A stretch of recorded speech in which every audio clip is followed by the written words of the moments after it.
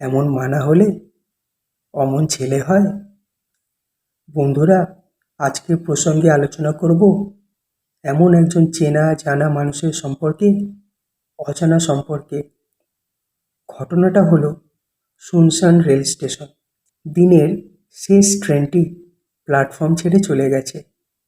এক বৃদ্ধা বসেই আছেন। জানেন না তিনি পরের ট্রেনটি আসবে পরের দিন। এক কুলির নজর গেল সেদিকে। মাইজি, তুমি কোথায় যাবে? দিল্লি যাব বাবা, ছেলের কাছে। আজকে তো ট্রেন আর নেই মাইজি। বৃদ্ধার অসহায় দৃষ্টি। কুলিটির বোধ হয় দয়া হলো। মাইজি, তোমাকে ওয়েটিং রুমে রেখে আসি। আমার সঙ্গে চলো। তাই চলো বাবা, কি আর করব। তোমার ছেলে বুঝি দিল্লিতে থাকে? হ্যাঁ বাবা। কি করে? রেলে কি যেন একটা কাজ করে। নামটা বলো দেখি, যোগাযোগ করা যায় কিনা দেখছি।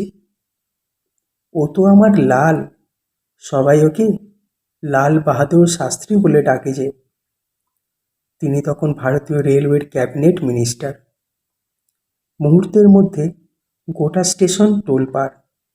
কিছুক্ষণের মধ্যেই চলে এলো সালুন কার। বৃদ্ধা অবাক। তার ছেলের এত ক্ষমতা! লাল বাহাদুর কিছুই জানতেন না। সমস্ত আয়োজন করেছিল ভারতীয় রেল।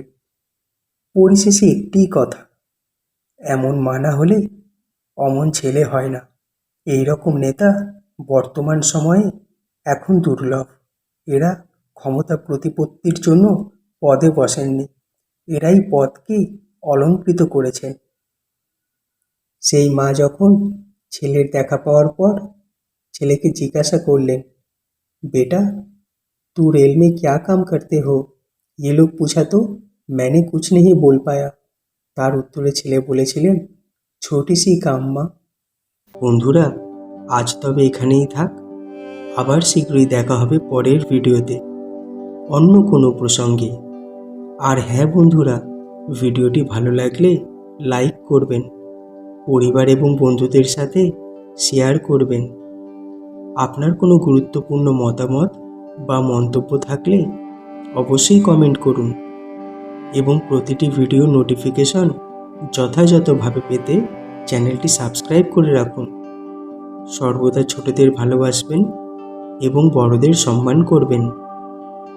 নিজে সুস্থ থাকুন এবং পরিবারকেও সুস্থ রাখুন।